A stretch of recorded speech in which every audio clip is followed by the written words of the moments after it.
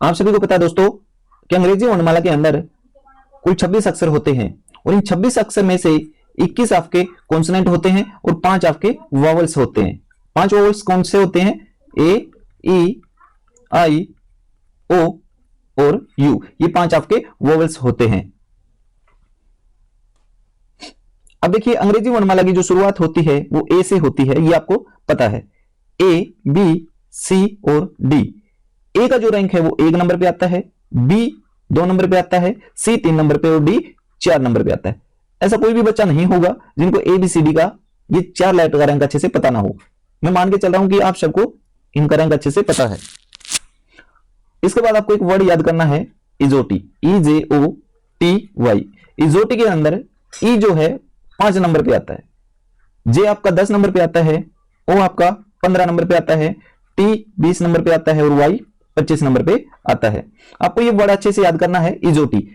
आप देखोगे इजोटी के अंदर जो लेटर्स का गैप है वो 5-5 का है। 5, 10, 15, 20, 25, इन सभी में कितने का गैप है? 5-5 का। तो ये वर्ड आपको अच्छे से याद करना है।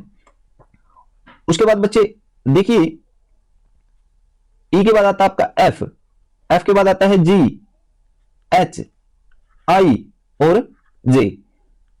आपको देखिए एफ को आप ऐसे लिखते हो, यस और नो? एफ को आप ऐसे लिखते हो ना? तो बच्चों देखिए ये जो नीचे वाला पार्ट आपको एफ का दिखाई दे रहा है, आपको क्या करोगे? आप इसको मिलाओगे। यदि आप इसको मिलाओगे तो ये जो एफ है वो अपने आप में आपको 6 की तरह बनता हुआ नजर आएगा, यस और नो? तो आप ऐसे याद कर सकते हो कि जो एफ है वो हमारा 6 नंबर पे आता है।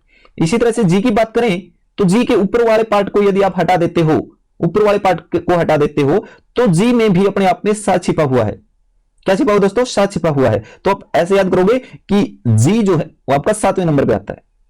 एच की बात करें तो देखिए एच आप ऐसे लिखते हो, यदि आप एच के ऊपर वाले पार्ट को और नीचे वाले पार्ट को दोनों को आपस में मिला देते हो तो आप देखोगे जो एच है वो आपको 8 की तरह दिखाई देगा। किसकी तरह दिखाई देगा दोस्तों? 8 की तरह दिखाई देगा। तो आपको याद रखना है जो एच है वो आपका 8 नंबर पे आता है।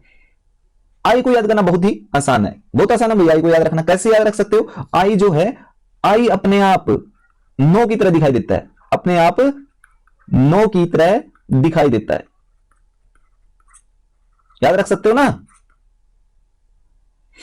आई जो अपने आप 9 की तरह दिखाई देता है। अभी जे मैंने बताया था आपको किसके अंदर आता है? आपका इजोटी के अंदर।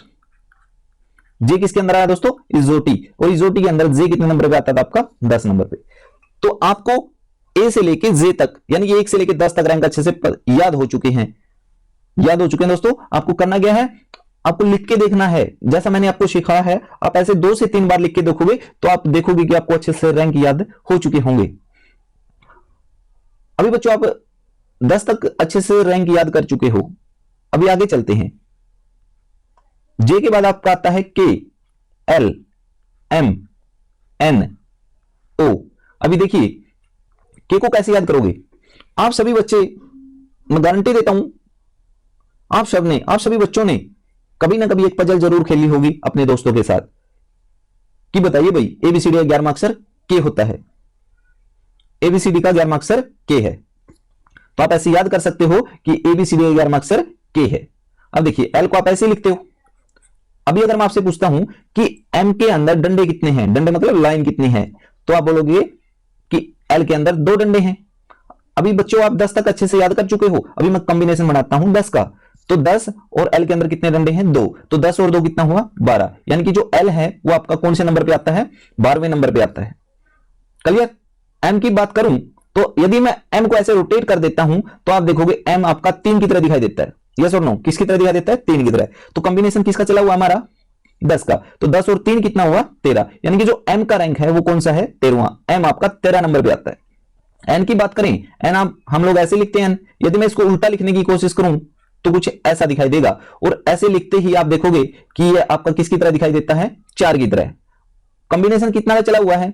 10 का। तो 10 और 4 कितना हुआ? 14। यानी कि जो एन का रैंक है कितना हुआ? 14। आप ऐसे याद कर सकते हो कि एन आपका 4 की तरह दिखाई देता है और कॉम्बिनेशन 10 का, तो 10 और 4 14। जो एन आपका 14 नंबर पे होगा वो आपका किस में आया दोस्तों? इजोटी के अंदर। आप लोग कर चुके हो। इजोटी के अंदर आपका वो कितने नंबर पे आता है? 15 नंबर पे। आई होप कि इतना आपको क्लियर हुआ होगा। अभी आगे चलते हैं। अभी देखिए ओ के बाद आता है आपका P Q R S T।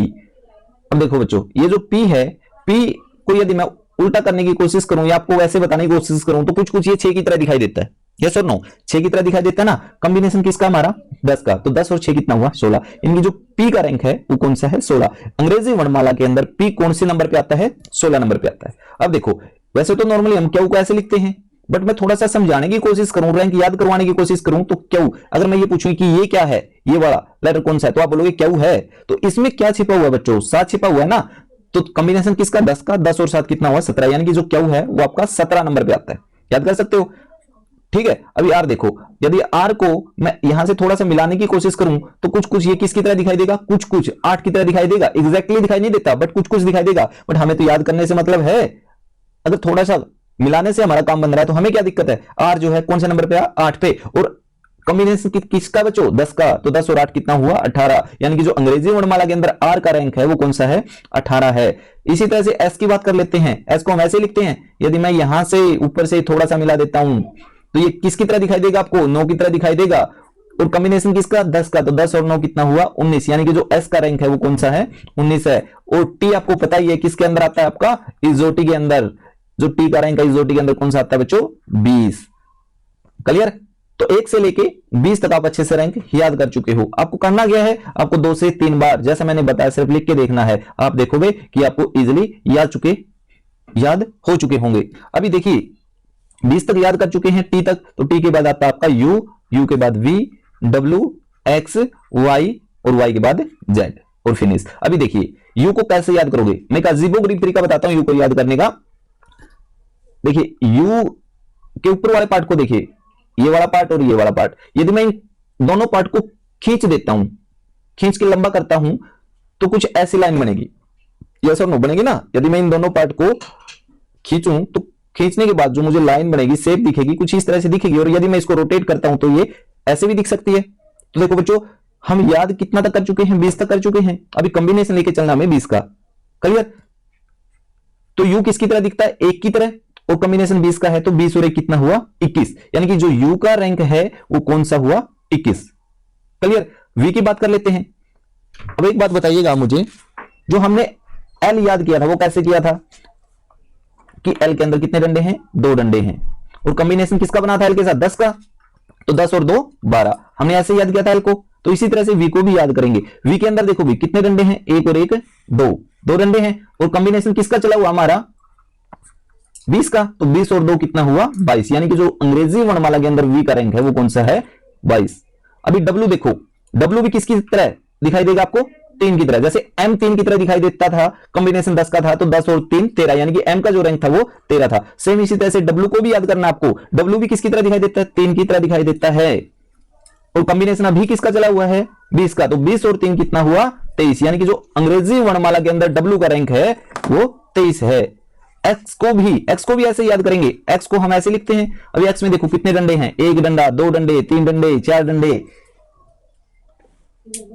तो कितना हुआ 4 डंडे। कॉम्बिनेशन किसका है 20 का, तो 20 और 4 24, यानी कि जो अंग्रेजी वर्णमाला के अंदर एक्स का रैंक है वो कौन सा है 24। वाई कहां से याद करोगे इजोटी से, कहां से याद करोगे इजोटी से। इजोटी में वाई का रैंक कितना था दोस्तों 25, तो यहां से पता चला कि वाई का रैंक कितना है 25। और जेड का आप सभी को पता है कौन से नंबर पे आता है 26 नंबर से।